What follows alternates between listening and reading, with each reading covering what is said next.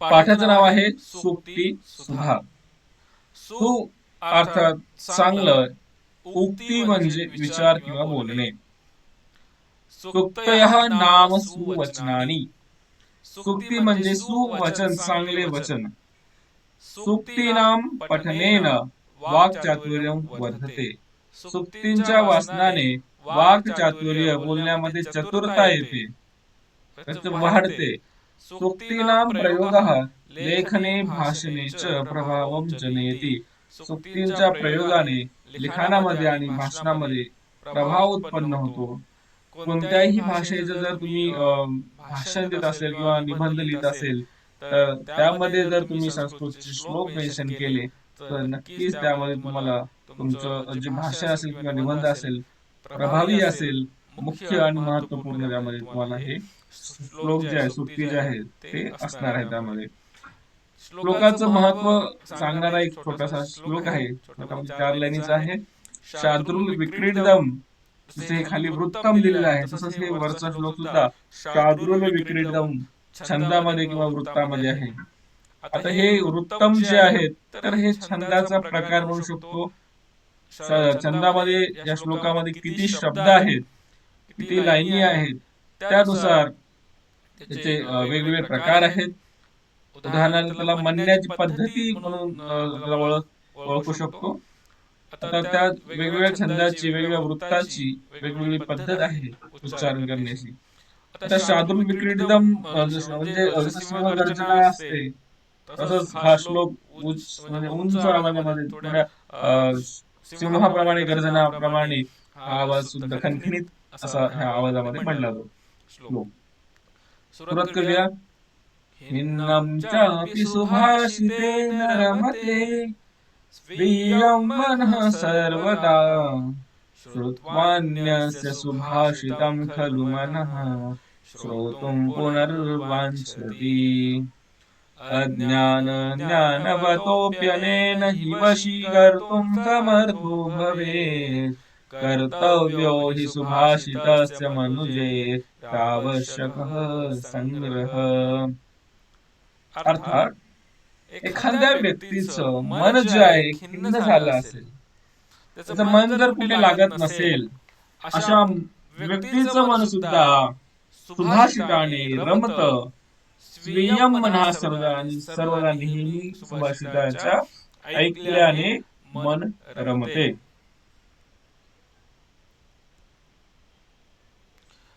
त्यानंतर श्रुत्वान्यस्य सुभाषितेन खलु मनः. दुसऱ्यांकडून जर आपण सुभाषित ऐकले, श्रुत्वा अन्यस्य सुभाषितम, दुसऱ्यांचे जे सुभाषित ऐकले त्याने मन जे आहे श्रोतुं पुनर्वाञ्छति, पुन्हा पुन्हा ते ऐकण्याची इच्छा होते. वांछति शब्द इच्छा होते. अज्ञान ज्ञानवतोऽप्यनेन हि वशीकर्तुं समर्थो भवेत्.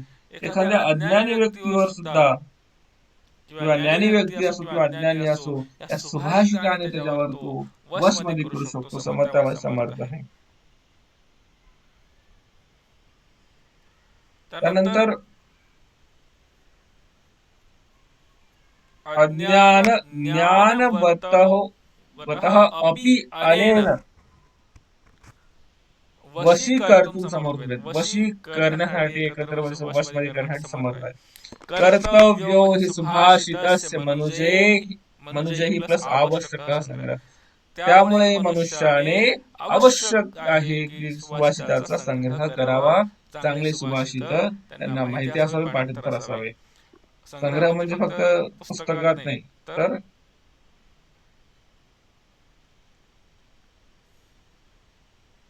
आपल्या मनामध्ये, आपल्या वचनामध्ये, आपल्या तोंडपाठ अशी सुभाषित असली पाहिजे.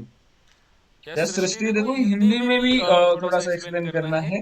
तो ये जो सूक्ति सुधा जो पाठ है, सु अर्थात अच्छा, उक्ति मतलब जो हम बोल रहे हैं वो वचन, सुधा मतलब अमृत. अमृत के समान वचन, मधुर मीठे ऐसे वचन, अच्छे वचन इस पाठ के माध्यम से हम सीख रहे हैं.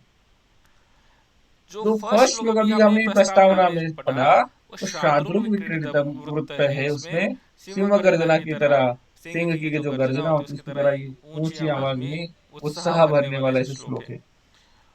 और सभी का मन जो है, दुखी मन भी रमने वाला ऐसी मतलब सुभाषित है। सुभाषितों का यदि आप वाचन करते हैं, सुनते हैं, जैसे गाने सुनने के बाद आपको अच्छा लगता है, बोर हो रहे हैं, मन नहीं लग रहा है, टेंशन है, तो गाने सुनते हैं अभी। वैसे ही सुभाषित सुनते थे और अभी भी सुनते हैं। सुभाषित ऐसे गाकर यदि अच्छे से बोले तो सुनने का मन करता है। उससे अज्ञान मतलब अज्ञान है, वो अज्ञानी हो या ज्ञानी हो, उन सबको सुभाषित के माध्यम से हम अपने वश में कर सकते हैं। इसलिए सभी मनुष्यों को सुभाषितों का संग्रह करना चाहिए, ऐसा कहा। नेक्स्ट, अभी यहाँ से हमारे श्लोकों को सुरू करते हैं। कंठस्थी करण्यासाठी आहे म्हणजे पाठांतरासाठी आहे। कंठामध्ये स्थित करायचं। सुभाषित बघा परीक्षेसाठी नाही, जीवनामध्ये उपयोगी असणार आहे। तुम्ही कोणत्याही क्षेत्रामध्ये जा, हे सुभाषित तुम्हाला नक्कीच फायदा करतील। कोणतं भाषण द्यायचं असेल, निबंध लिहायचा असेल, कोणालाही मोटिवेट करायचं असेल, ते श्लोक खूप महत्वपूर्ण आणि छान सुंदर असे आहेत। मला तर खूप छान वाटतात। तुम्हालाही सुद्धा हे पाठांतर असायला पाहिजे। परीक्षेसाठी पुरते नाही करायचे, हे जीवनासाठी तुम्हाला कामा येणार आहेत। त्यामुळे मन लावून आणि छान असे गाऊन म्हणण्याचा प्रयत्न करा। विद्यानामनरस्य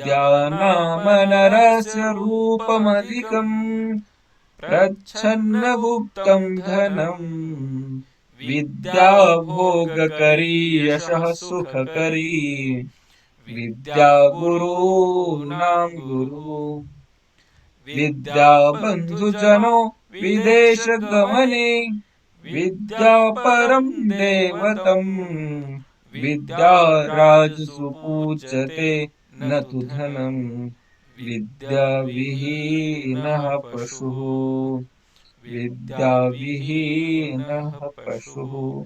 नीतिशतक ग्रंथामध्ये दिलेलं आहे। बघा, उच्चारण करत असताना, श्लोकांचे उच्चारण करत असताना ज्या ठिकाणी ऱ्हस्व आहे तिथे ऱ्हस्व उच्चारण, दीर्घ उच्चारण करावं। जसं उदाहरणार्थ इथे रू जो आहे तो मोठा रू किंवा दीर्घ रू आहे। रूचं उच्चारण बघा, हे असं जर असेल तर तो छोटा आहे, ऱ्हस्व आहे, आणि असं असेल तर मोठा आहे। ह्या इथे मोठा रू आहे म्हणून दीर्घ उच्चारण। त्यानंतर ह्या गुरु मध्ये हा रू जो आहे तो छोटा रू आहे म्हणून तिथे उच्चारण तसंच असलं पाहिजे। बाकी ठिकाणी लक्षात येतं, परंतु र मध्ये हे विशेष करून लक्षात ठेवा, दोन्हीमध्ये फरक आहे। विद्या नाम नरस्य, नरस्य षष्ठी विभक्ती मनुष्याचं। विद्या म्हणजे माणसाचे अधिकचे रूप आहे, सौंदर्य आहे। विद्या हे मनुष्याचे अधिकचे सौंदर्य आहे। प्रच्छन्न गुप्तं धनम्,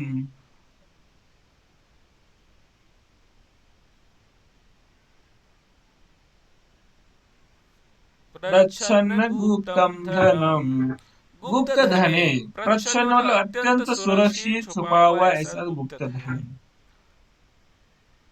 जिसको कोई मतलब चुरा नहीं सकता, ले नहीं सकता, ऐसा गुप्त धन है। विद्या नॉलेज जो है ऐसा गुप्त धन है। आपके पास 1000 रुपए कोई भी चुरा सकता है, छीन सकता है, जबरदस्ती मार पीट करके छीन सकता है, लेकिन आपका नॉलेज कौन छीनेगा? आपकी पुस्तकें चोरी हो सकती है, लेकिन नॉलेज आपने जो श्लोक याद कर लिए हैं, सीखे हैं, उसको कोई नहीं चुरा सकता। तो विद्यानाम नरस्य रूपमधिकम् प्रच्छन्न गुप्तं धनम् विद्या भोगकरी यशः सुखकरी विद्या गुरूणां गुरु। विद्या भोगकरी, विद्या जो है आपको उपभोग देने वाली है, उपभोग के साधन जो होते हैं वो सब देने वाली है। यशः सुखकरी, यह सक्सेस देने वाली है, सुख देने वाली है, सुख प्राप्त करा के देगी। विद्या जे आहे आपल्याला उपभोगाची जे वस्तू आहेत त्या प्राप्त करण्याला मदत करते। यश सफलता मिळवून देते, सुख देते. आणि विद्या गुरु नाम गुरु, विद्या सर्व गुरुंचा सुद्धा गुरु आहे. विद्या सब गुरुओं की भी गुरु है. विद्या गुरु नाम गुरु, विद्या बंधू जनो विदेश गमने. विदेश म्हणजे परदेशात गेले असता. विद्या ही काय आहे? बंधू आहे, मित्र आहे, बेस्ट फ्रेंड आहे, किंवा आपल्या नातेवाईकांसारखे आहे. अपनी फैमिली में जैसे हमारे हितचिंतक होते हैं, वही सहारा होते हैं, वही हमें मदद करते हैं. वैसे ही परदेश विदेश में जाने के बाद जहाँ हमारा कोई नहीं होता, हमें कोई पूछने वाला नहीं है, अथवा कोई हमारे साथ में नहीं है, तो सबसे नजदीक कौन है? तो विद्या ही है, नॉलेज ही है. ऐसे जगह पर, परदेश मतलब ऐसी जगह पर जहाँ पर हमें कोई जानता नहीं हो, वहां पर. एग्जाम्पल के लिए, आपको बिना मोबाइल फोन के कहीं छोड़ दिया जाए,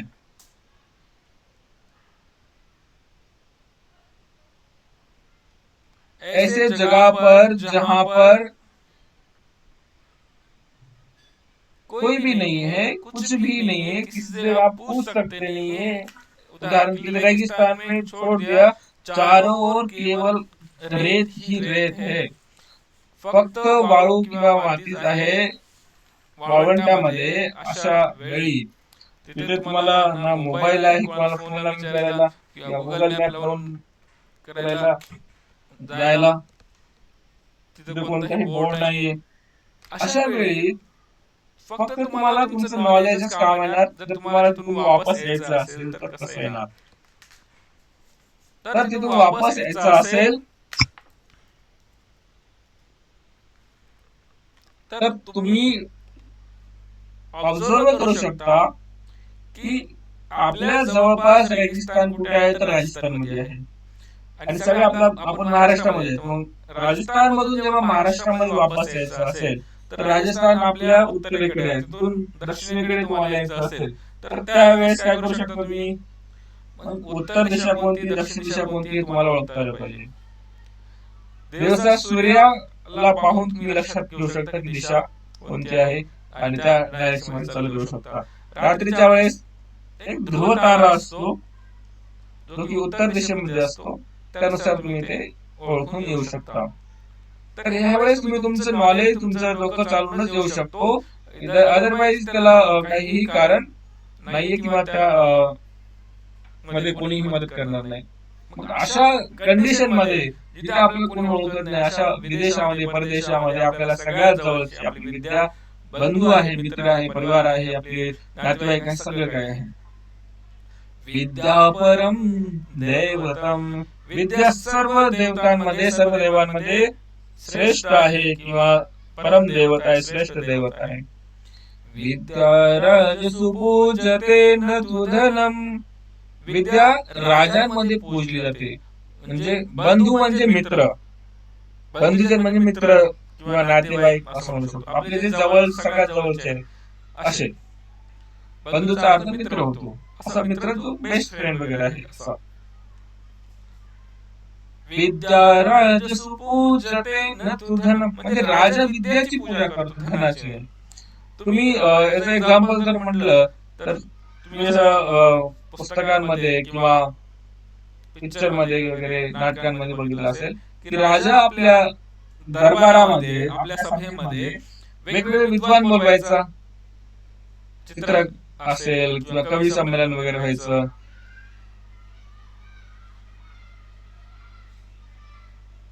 तर त्यावेळेस काय करायचं राजा? ते प्रोग्राम वगैरे व्हायचे, कवी संमेलन वगैरे व्हायचं आणि राजा खुश होऊन जे पाहिजे ते धन संपत्ती सगळा तो त्यांना द्यायचा. मागो क्या मागना है, काय पाहिजे, जे पाहिजे ते मागा, असं तो म्हणत वाटेल ते सोडलं, जेवढं पाहिजे तेवढं तो दान मध्ये द्यायचा. म्हणजे त्यावेळेस तुम्हाला लक्षात आलं असेल की राजा जो आहे त्याला धनापेक्षा त्यांची कला किंवा विद्या, नॉलेज हे जास्त पूजनीय आहे, महत्वपूर्ण आहे. म्हणून विद्या राजसु पूज्यते न तु धनम, विद्याविहीनः पशु, आणि विद्या बिना, विहीन म्हणजे रहित, विद्या के बिना पशु जैसा है अथवा पशु है. आता हे पिंक कलर मध्ये किंवा हायलाइटेड का आहे, तर ही सूक्ती आहे. वरचा जो आहे तो पूर्ण श्लोक सुभाषित आहे, श्लोक आहे, चांगला श्लोक आहे, परंतु त्यापैकी सुद्धा हे शब्द मुख्य आहे. तर फक्त एवढं जरी म्हटलं तरी हे पुरे आहे, किंवा याच्यामध्ये खूप सारे अर्थ आधारित आहे. एवढी ही सूक्ती सुद्धा प्रसिद्ध आहे, विद्या विना पशु. पूर्ण श्लोकामध्ये विद्याचं महत्व आहे, पण विद्या विना पशु आहे हे सुद्धा एक श्लोक किंवा सूक्ती छोटस आहे. विद्या विहीनः पशु ते हायलाइटेड आहे, ह्या पूर्ण श्लोकाचं हे महत्वाचं आहे. विद्या विहीनः पशु, विद्या विना पशु आहे, निर्शब्द लिहिलंय. त्याच्यामध्ये संधियुक्त शब्द कोणकोणते आहे? रूपम अधिकम, रूपम हलंत प्लस अधिकम, बंधू जनो विदेशिको, हे जरी वेगळं असलं तरी हे संधियुक्त आहे. ओचा विसर्ग, बंधू जना हा प्लस विदेशक म्हणे. आता अन्वय बघा, अन्वय लेखन सुद्धा परीक्षेला असतो. अन्वय म्हणजे काय, तर श्लोकामध्ये उच्चारणासाठी किंवा काही नियमासाठी, नियम वेगवेगळे असतात की हे एवढे शब्द एका लाईनीमध्ये असले पाहिजे, वेगवेगळे नियम असतात. तर त्या नियमामध्ये बसवण्यासाठी आणि लययुक्त बनवण्यासाठी शब्द मागे पुढे केले जाऊ शकतात. आणि त्याला गद्यांशामध्ये असे काही नियम नसतात. गद्यांशाचा नियम असतो कर्ता कर्म क्रियापद ह्या क्रमाने लिहिणे. कर्ता कर्म क्रियापद, जर कर्ता जर विशेष असेल तर कर्ता सोबत, कर्माचं विशेषण असेल तर कर्मासोबत, आणि क्रियापदाचं विशेषण असेल तर क्रियापदासोबत हे लिहिलं जातं. म्हणून त्या क्रमाने कर्ता कर्म क्रियापदाने लिहिणे त्याला आपण अन्वय असं म्हणतो. सार्थक वाक्य बनवणे. विद्या नाम नरस्य अधिकम रूपम, विद्या हे मनुष्याचं अधिकचं रूप आहे.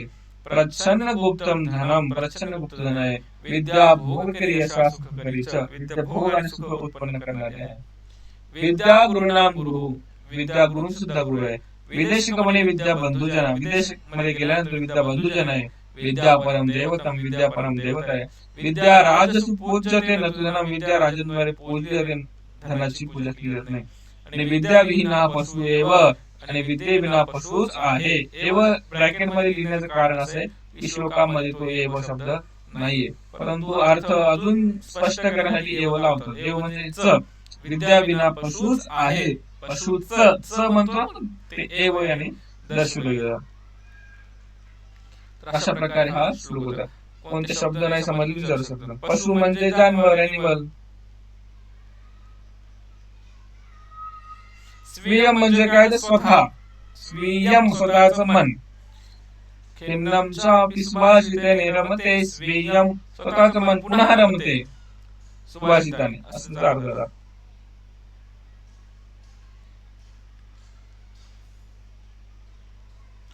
श्लोक पूर्ती कंपल्सरी येतं का, तर हो येतं. दोन्हीला, हाफ संस्कृत आणि फुल संस्कृतला. हाफ संस्कृत ज्यांच्या आहे त्यांना 2 लाईन येतात, आणि फुल संस्कृत वाल्यांना 4 लाईन सुद्धा येतात. आणि हा श्लोक महत्वाचा आहे. यस, इंग्लिश मध्ये अॅनिमल लिहिलं तर चालेल. सृष्टि, मेरे पास ही गूगल ड्राइव अभी तक नहीं आई, इसलिए नोट्स नहीं मिले हैं. मैं आज सर से आपकी गूगल ड्राइव की लिंक लेकर उसमें अपलोड करूंगा. यस, श्लोक रिपीट होऊ शकतात, होतात बोर्डामध्ये.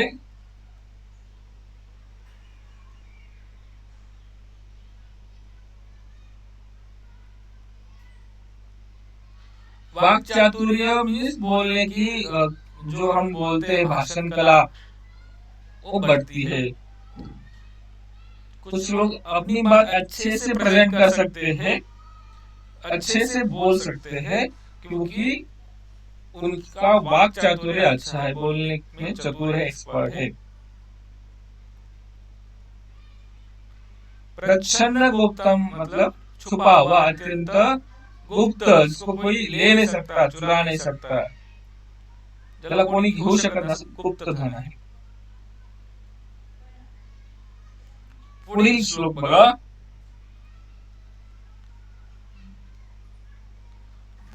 करी मतलब जो ऐसी वस्तु जिसको हम बार बार यूज कर सके, उपभोग कर सके, उसका आनंद ले सके,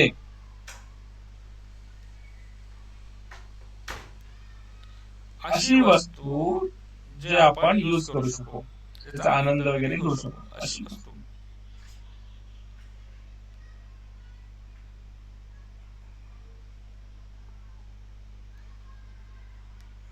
परत त्याचा श्लोक म्हणतो आणि नंतर पुढील श्लोकाकडे जाऊया. आता फक्त नीतिशतक हे पुस्तकाचं नाव आहे. त्याचे लेखक आहे भर्तृहरी.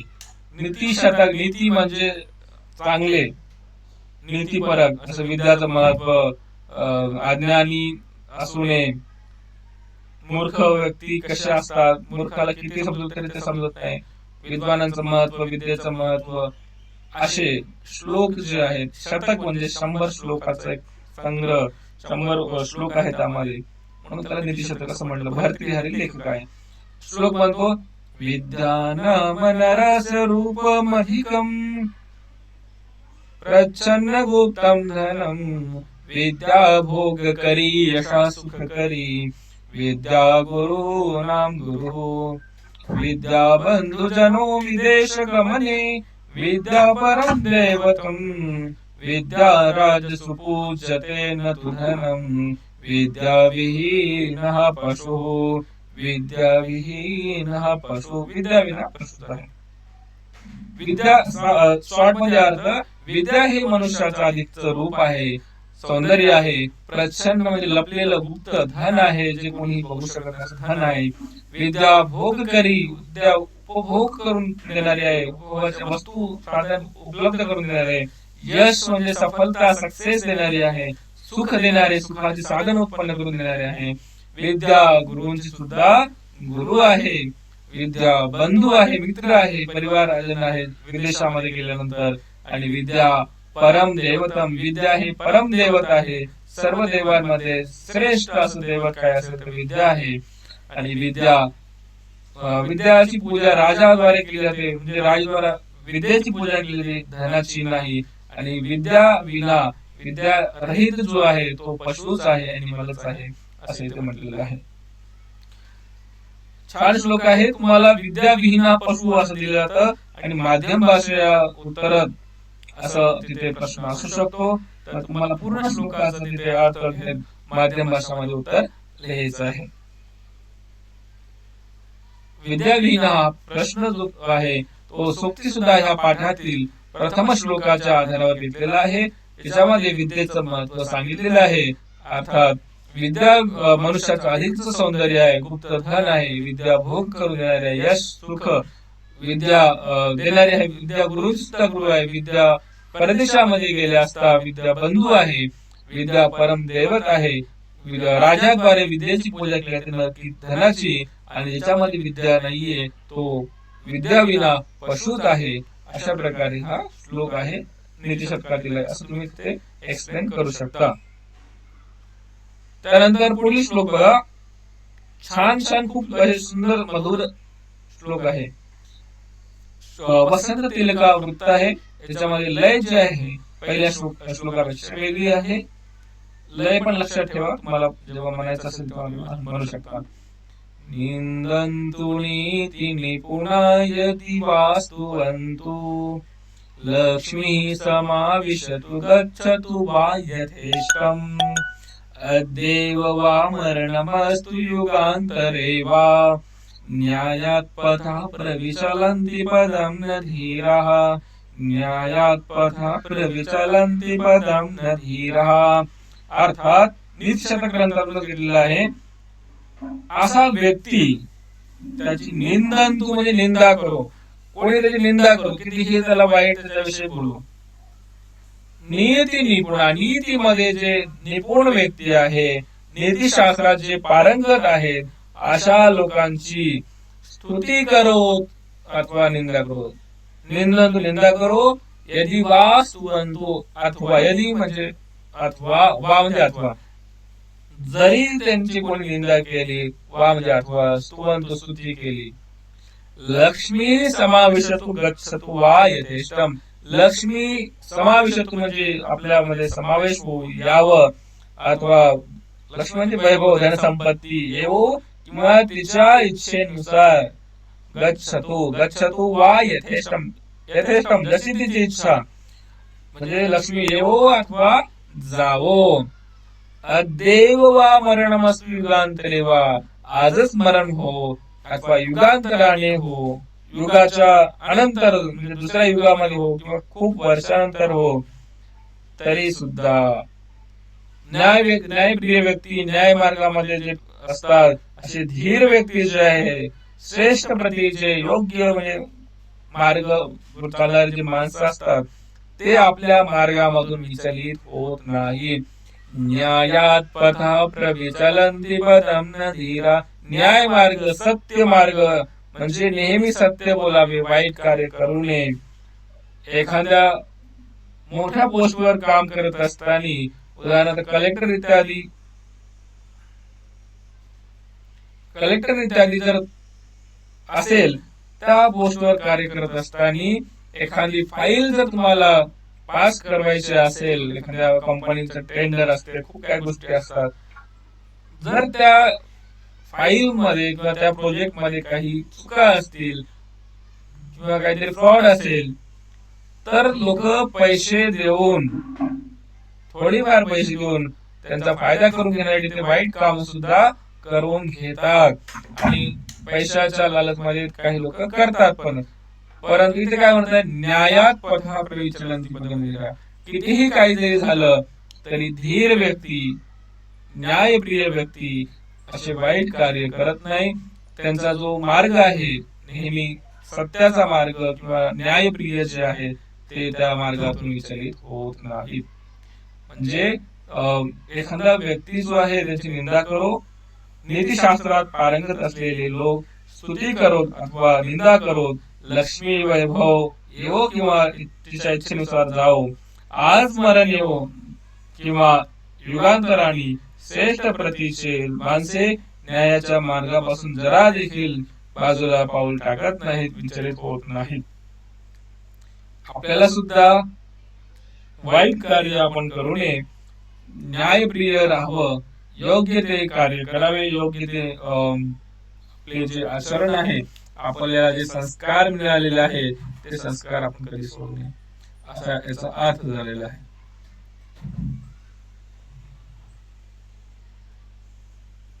कोणाला काही प्रश्न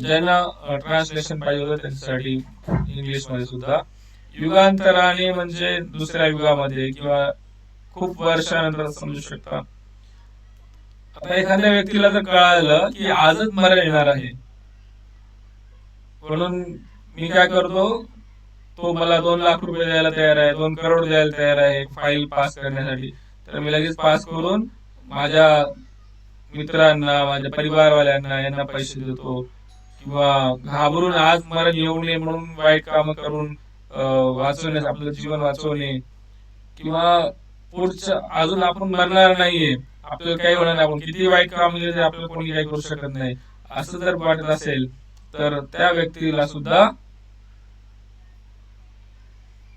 सांगितलेलं आहे की आज मरण येऊ का नंतर येऊ कधी येऊ परंतु न्यायप्रिय व्यक्ती कधीही विचलित होत नाही पहिल्या श्लोकाचा अर्थ इंग्लिश मध्ये सुद्धा इथे आहे ज्यांना इंग्लिश मध्ये किंवा मराठी मध्ये पाहिजे असेल तर वाचून घेऊ शकता किंवा स्क्रीनशॉट घेता असेल तर स्क्रीनशॉट घेऊ शकता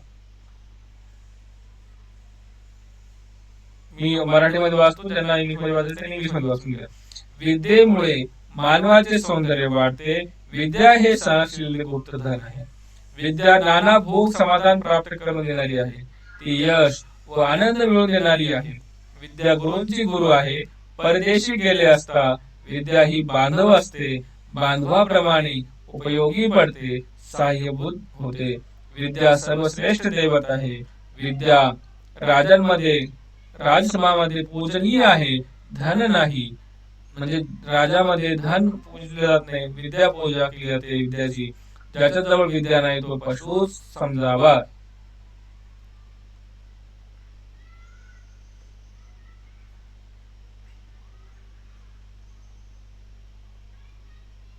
स्क्रीनशॉट रेकॉर्डिंग मधून येतो नंतर, आता सध्या परंतु तुम्हाला वाचून घ्यायचं असेल तर वाचून घेऊ शकता.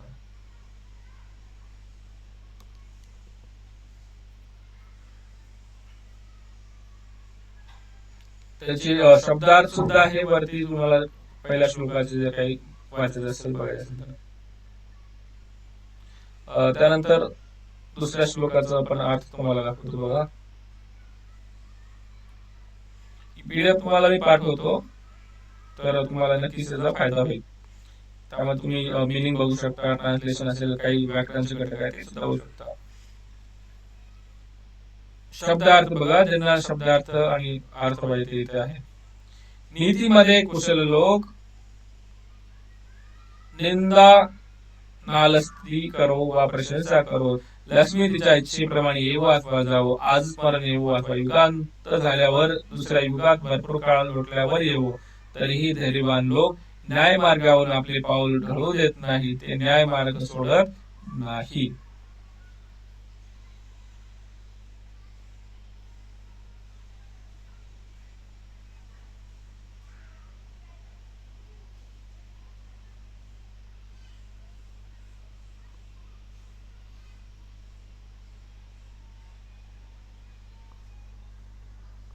बघा, मी शुभम सरांना पाठवलेले आहे, तुम्ही त्यांच्याकडून घेऊ शकता.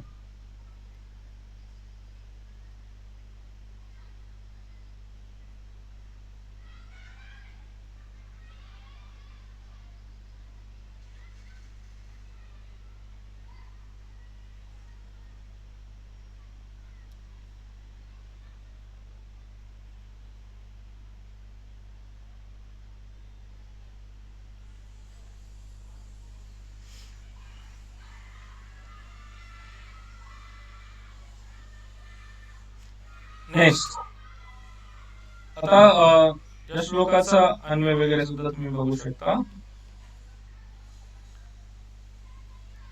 यदि नीति निपुणः निंदन्तु स्तुवन्तु वा लक्ष्मी समाविशतु यथेष्टं गच्छतु वा, मरणम् अद्य एव अस्तु युगान्तरे वा, तथापि धीरः न्यायात् पथः पदं न प्रविचलन्ति. संधि विच्छेद नीति निपुणाः प्लस यदि, अद्य प्लस एव अद्येव, मरणं प्लस अस्तु मरणमस्तु, न्यायात् प्लस पथः न्यायात् पथः. नेक्स्ट जे श्लोक आहेत छोटे आहेत आणि छान आहेत. पंचतंत्र ग्रंथामध्ये लिहिलेले आहे. आत्मन अनुष्टुप वृत्त है छोटे हे, अनुष्टुप जो श्लोक है वो इसी प्रकार से बोले जाते हैं. आत्मनो मुख दोषेण बध्यन्ते शुकसारिकाः, बकास्तत्र न बध्यन्ते, मौनं सर्वार्थ साधनम, मौनं सर्वार्थ साधनम. आत्मनो मतलब स्वयं के, स्वतःच्या मुख दोषामुळे शुकसारिकाः बध्यन्ते, म्हणजे आपल्या मुख दोषामुळे पोपट मैना, शुकसारिका म्हणजे पोपट, शुक म्हणजे पोपट, सारिका म्हणजे मैना, तोता मैना जसे म्हणतो आपण त्याला.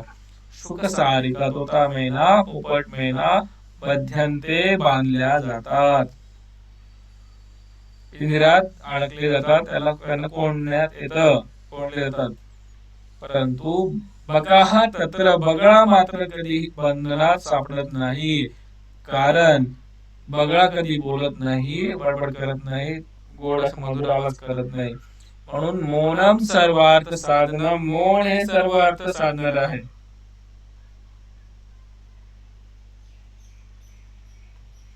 मौनम सर्वार्थ साधनम, मौन हे सर्व अर्थ साधणार आहे, सिद्ध करणार आहे, पूर्ण करून देणार आहे. स्वतःच्या मुखदोषाने शुकसारिका तोता मैना, तोता पोपट मैना बांधले जातात, मात्र बगळा मात्र बांधला जात नाही, कारण की तो मौन असतो, म्हणून मौन सर्व अर्थ साधणार आहे. यस, अन्वय जो रहेगा फिल्म ग्लास में रहेगा.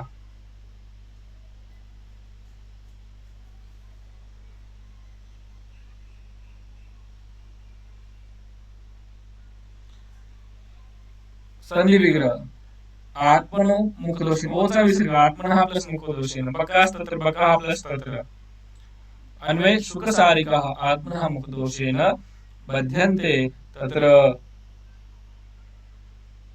बकाः न बध्यन्ते, अतः मौनम सर्वार्थ, मौन सब अर्थ साध्य करने वाला है, पूर्ण सिद्ध करने वाला है। ठीक आहे। पुढील काही श्लोक जे असतील कदाचित 4 लाईनीची मोस्टली, जसं रथसेकम चक्रम संयुक्त संस्कृतवाल्यांच्या पुस्तकात नसेल, तुम्ही तुमच्या पुस्तकात चेक करावा। ऐकायला वाचायला छान आहे श्लोक, जर तुम्ही वाचलं ऐकलं लक्षात ठेवलं तर चांगलं आहे, अदरवाईज तुम्हाला जे श्लोक तुमच्या पुस्तकात आहे ते तुम्ही रिव्हिजन करा। पुढचा श्लोक संपूर्ण संस्कृतवाल्यांना आहे, त्यांच्यासाठी आपण घेऊया। त्याच्या अगोदर ह्या श्लोकाचा अर्थ बघा।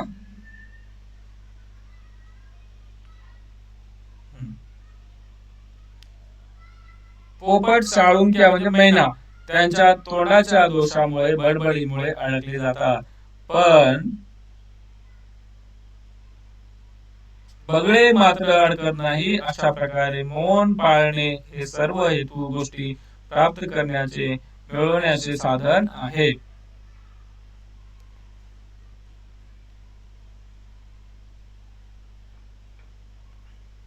सोपा आहे, छोटासा आहे। पुढे रथ शिखरणी वृत्त आहे, परत वृत्त छंद चेंज आहे, तर लय परत चेंज।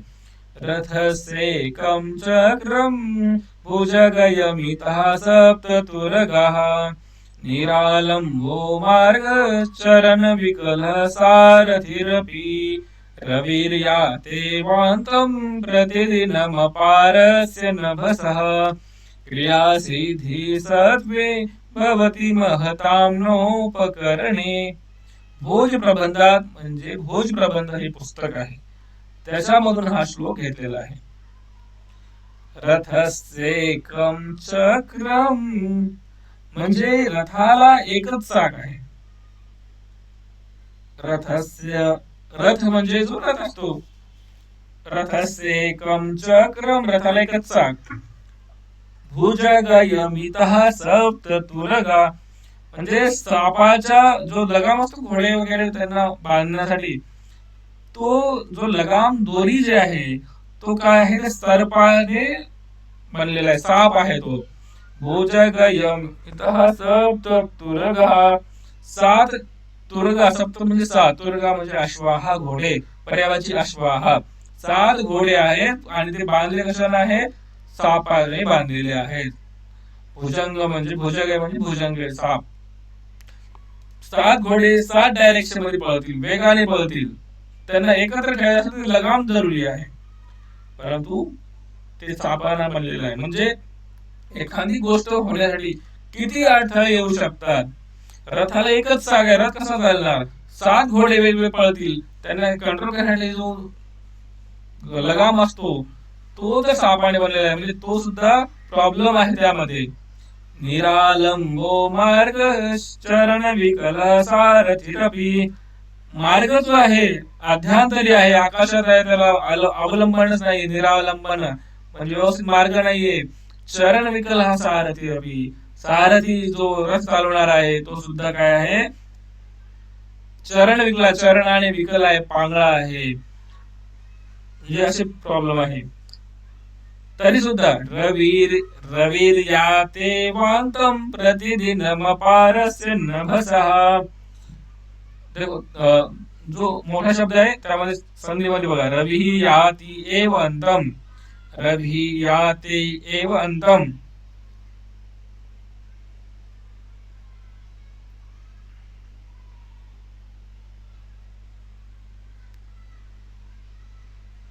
रवि याति एव अंतम प्रतिदिनम अपारस्य नभसः, नभ के अंत तक, रवि मतलब सूर्य, रवि म्हणजे सूर्य, याति एव म्हणजे जातो, एव म्हणजे अंतापर्यंत शेवटपर्यंत, म्हणजे सूर्याची किरणाचा एकही दिवस नसेल की ज्या दिवशी तो विसरला असेल किंवा त्याला प्रॉब्लेम आले असेल, त्याला कोणी साथ दिली नसेल कुठे जाण्यासाठी।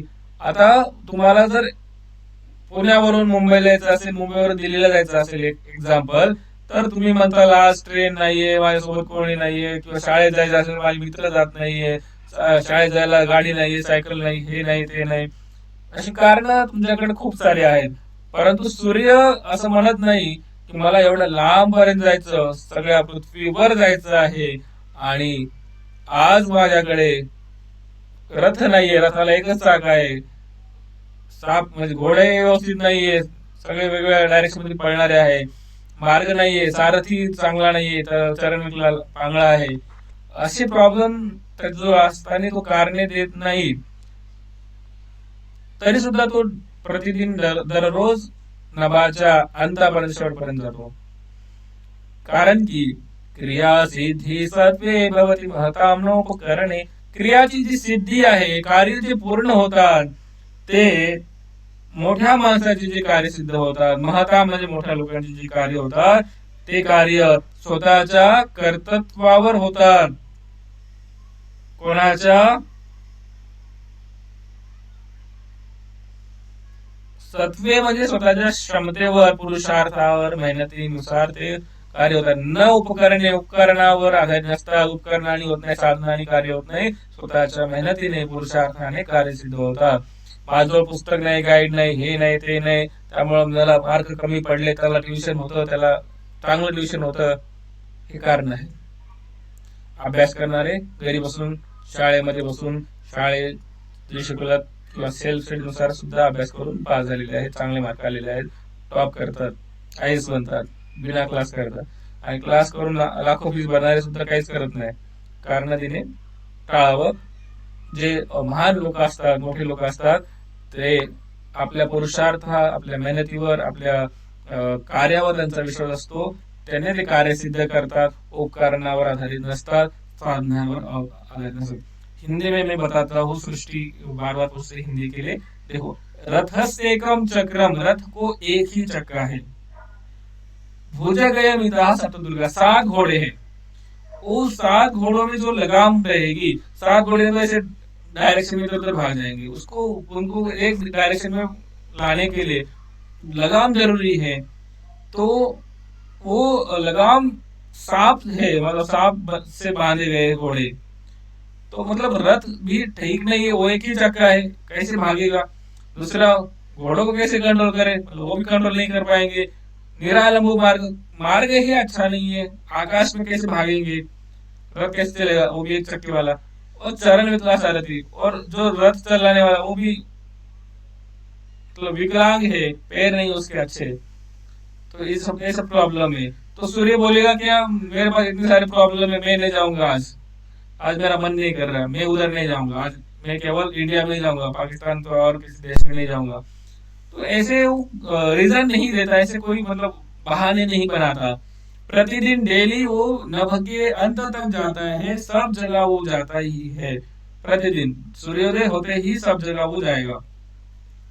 तो क्रिया सिद्धि सत्वे, इसलिए कह रहे हैं कि महान लोग जो है, महता महान लोग, उनकी क्रिया सिद्धि, क्रिया जो सिद्ध होती है, पूर्ण होती है, वो अपने सत्व मतलब अपने पुरुषार्थ मेहनत से होती है, उपकरणों से नहीं होती, अपने साधनों से नहीं होती। यस,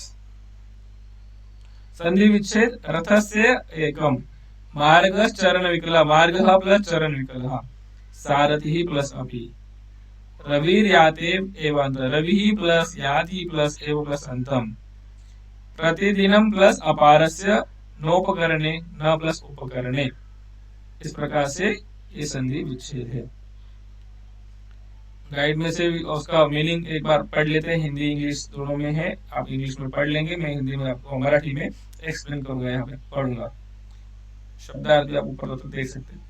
सूर्य दररोज सापानी नियंत्रित 7 घोडे जोडलेल्या एकच चाक असलेल्या रथातून निराधार मार्गावरून पायाने विकलांग अशा सारथी बरोबर अनंत अशा आकाशाच्या शेवटापर्यंत जातो, जसे महान लोकांच्या कार्याचे यश त्यांच्यातील सत्वाने सामर्थ्याने होते, साधनाने नाही।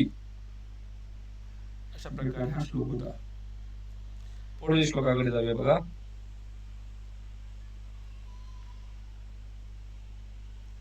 अन्वय, रथस्य एकम चक्रम, सप्त भुजगयमितः तुरगा, निरालंबः मार्गः सारथी अपि चरणविकलः तापि रविः प्रतिदिनम् अपारस्य नभसा अन्तं याति एव महतां क्रियासिद्धिः सत्त्वे भवति उपकरणेन न भवति उपकरणानि नहीं होते।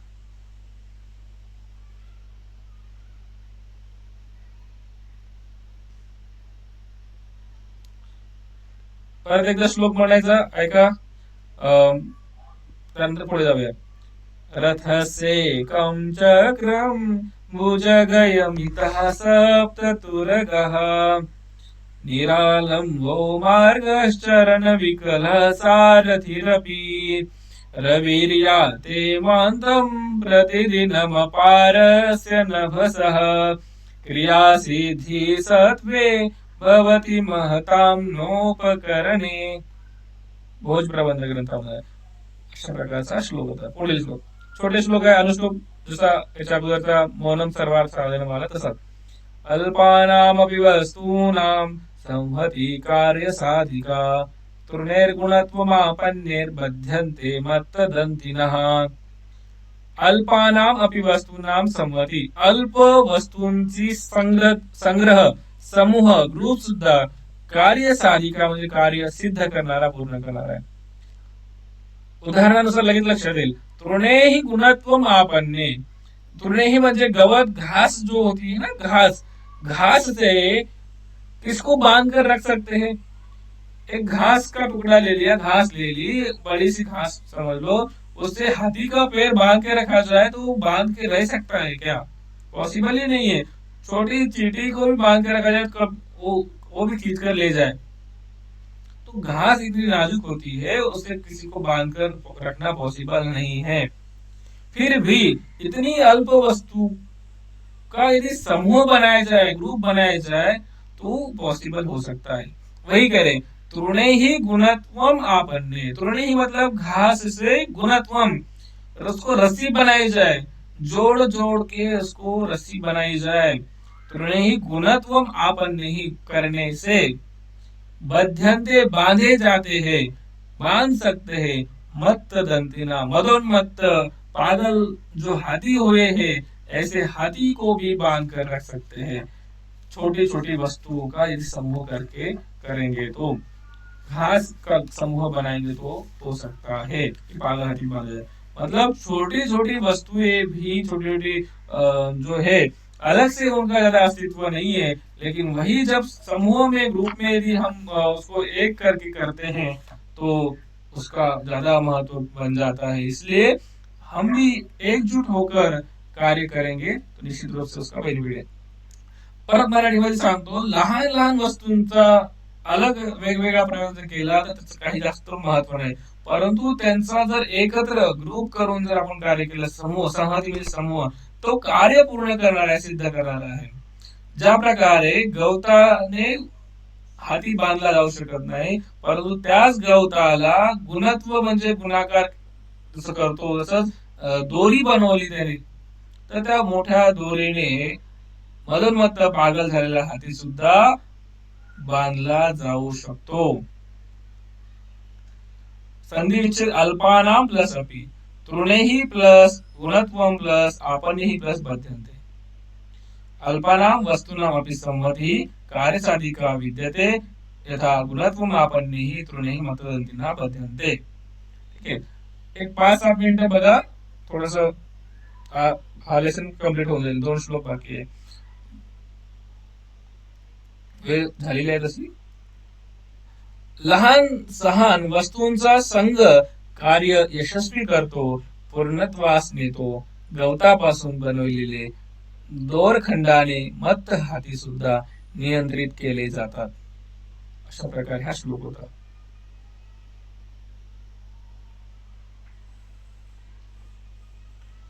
परत श्लोकाकडे, अल्पानामपि वस्तूनां संहति कार्य साधिका तृणैर्गुणत्वमापन्नैर्बध्यन्ते मत्तदंतिनः। हितोपदेश ग्रंथातून घेतलेला आहे। हितोपदेश ग्रंथ सुद्धा चांगला आहे, त्यामध्ये असे खूप छान श्लोक आहेत, हितकारक उपदेश आहे।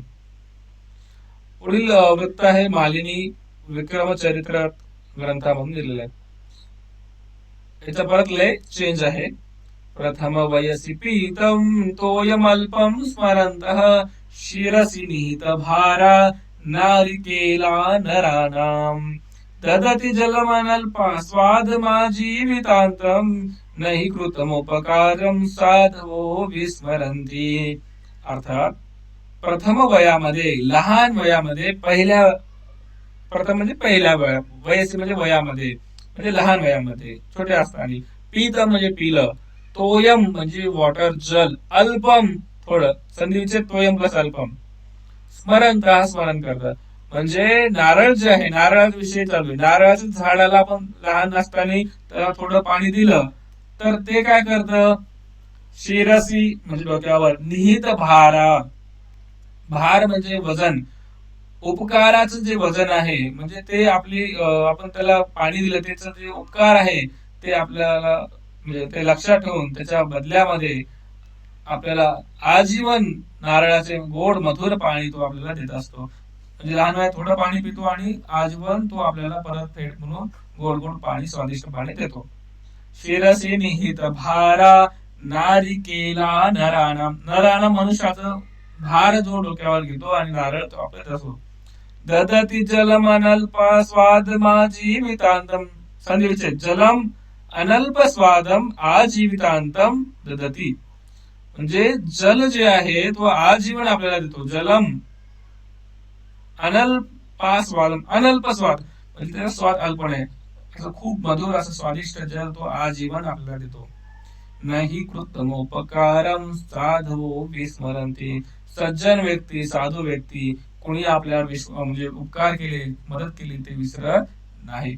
आता काय होतं, कोणाला पैसे दिले, आपण कोणाची मदत केली, तो पैसे विसरून जा म्हणतो, आपणच आपले पैसे भीक मागल्यासारखे मागावं लागतात की दे रे बाबा मलाच गरज आहे. त्याला कारण सांगावं लागतं की मला दवाखान्यात जायचंय, मला माझे पैसे वापस दे, मला पुस्तक घ्यायचे, मला पैसे वापस दे, त्याला आपल्याला एक्सप्लेन द्यावं लागतं.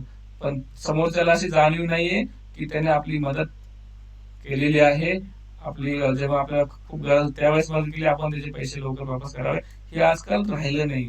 काही लोक करतात, काही लोक नाही करत, उपकाराची जाणीव नाही. परंतु नारळ जे आहे त्याला थोडं पाणी दिलं होतं ते आजीवन आपल्याला गोड पाणी देतं. परत बघा याचा अर्थ वाचूया, हिंदी में भी मैं बताऊंगा. नारळाचे झाड लहानपणी, शब्दार्थ मी पढ़ सकते, नारळाचे झाड लहानपणी मिळालेल्या थोड्या पाण्याला लक्षात ठेवून नारळांचे ओझे डोक्यावर बाळगून माणसांना आजन्म भरपूर गोड पाणी देते. जसे दुसऱ्याने केलेले उपकार सज्जन लोक कधी विसरत नाहीत, त्यांची अनेक पटीने फेड करतात. हिंदी में मैं बताता हूँ कि नारियल जो है जब छोटा है तो थोड़ा सा पानी हम उसको देते, मनुष्य पानी देते हैं, उस पानी को याद रखकर, हमने जो हेल्प मदद की है उसको याद रखकर स्मरण करके वह आजीवन हमें मीठा स्वादिष्ट जल प्रदान करते हैं. वैसे ही सज्जन व्यक्ति किसी ने उनको मदद की है तो उसको याद रखकर वो उपकारों को स्मरण करके आजीवन उनको वो चुकाते हैं. सज्जन व्यक्ति उपकारों को नहीं भूलते. साधवा कृतम उपकारम नहीं विस्मरती, साधु के वे उपकारों को नहीं भूलते. प्रथम अन्वय, प्रथम संधि विच्छेद, कृतम प्लस उपकारम, साधवा प्लस विस्मरती, जलम प्लस अनल्प स्वादम प्लस आजीवितांतम, निहित भारा नारिकेला नराणाम, निहित भारा प्लस नारिकेला प्लस नराणाम. अन्वय, प्रथम वयसी पीतम अल्पम त्वयं स्मरन्तः शिरसि निहित भारः नारिकेलः आजीवितांतम नराणाम नरेभ्यः अनल्पास्वादम जलम ददति, साधवः कृतमुपकारम नहि विस्मरन्ति. अशा प्रकारे हा श्लोक होता. लास्ट श्लोक छोटा श्लोक छान आहे, अनुष्टुप वृत्त आहे, हास्योक्ती आहे, जोक आहे, म्हणजे व्यंग आहे, टोमने मारल्यासारखं तो बोलला गेलेला श्लोक आहे. खरं म्हणून त्याला जीवनामध्ये धारण करू नये, त्याचा उलट लक्षात घ्यायचं. घटम भिंद्यात पटम छिंद्यात कुर्यात रास भरोहनम येन केन प्रकारेण प्रसिद्ध पुरुषो भवेत. अर्थात एखादा व्यक्ती काय करत आहे, फेमस होण्यासाठी, प्रसिद्ध होण्यासाठी काय काय करू शकतो. घटम भिंद्यात, घडा फोडो, पटम छिंद्यात. पटम म्हणजे कपडे फाडो. असं नॉर्मल रस्त्याने जात असताना कोणी बघत नसेल, त्यांचं लक्ष आपल्याकडे आकर्षित करण्यासाठी काय काय करू शकतो. तर अचानक घडा फोडला, पाठ फोडले, मडके फोडले, तर लोक आपल्याकडे बघू शकतात. माणसाने मडके फोडावे, कपडा फाडावा, कपडे फाडवायचे, गाढवावर रास भर, कुर्यात प्लस रास भरवणं. संधी विचार बघा, कुर्यात प्लस रास भरवणं करायला पाहिजे. रास भरवणं म्हणजे गाढवावर बसावे, गाढवावर बसून झेंडे काढावी. गाढवावर बसल्यावर लोक बघतात, घोड्यावर बसून गेलं तरी एक वेळेस नाही बघणार, पण गाढवावर बघून, गाढवाकडे बघून सगळेजण बघणार. म्हणजे कोणत्या ना कोणत्या प्रकारे माणसाने प्रसिद्ध व्हावे. येन केन प्रकारे, ज्या प्रकारे पॉसिबल त्या प्रकारे प्रसिद्ध पुरुषो भवेत, मनुष्याने प्रसिद्ध व्हायला पाहिजे. जे ऍक्च्युअल मध्ये असं करत आहे की कोणत्याही मार्गाने प्रसिद्ध होण्याचा प्रयत्न करत आहे. येन केन म्हणजे चांगल्या मार्गाने झालं तर वाईट मार्गाने, उलट सुलट काही करून प्रसिद्ध व्हायचं आहे. कुर्यात प्लस रास भरवणं, पुरुषो प्लस भवेत, पुरुषो भवेत, पुरुषा प्लस भवेत. अन्वय पुरुषः घटम भिंद्यात, पटम छिंद्यात, रास भरवणम अपि कुर्यात, येन केन प्रकारेण सह प्रसिद्ध भवेत. हिंदी में अर्थ कि हास्योक्ति जोक है, व्यंग्य है कि मनुष्य कुछ भी करके प्रसिद्ध होना चाहता है. घड़ा मतलब जो मिट्टी का जो माठ या बर्तन है उसको फोड़े, कपड़े फाड़े, गधे पर बैठे, मतलब जिस प्रकार से पॉसिबल है उस प्रकार से वो एन के प्रकार जैसे भी वो ऐसे वो प्रसिद्ध हो, ऐसा वो चाहते हैं, ऐसा वह कह रहे कि हो जाओ, प्रसिद्ध हो जाओ. लेकिन ये ऐसा व्यंग है, ऐसा ताना मारे बोल रहे कि हो रहा है. मराठी में उसका अर्थ घडा भांडी फोडावा, फोडावे, कपडे फाडावेत, गाढवावर देखील बसावे, पण काहीतरी करून मनुष्याने प्रसिद्ध व्हावे. हास्योक्ति जोक है. इस प्रकार से ये पाठ यहाँ पर समाप्त होता है, पूर्ण होता है.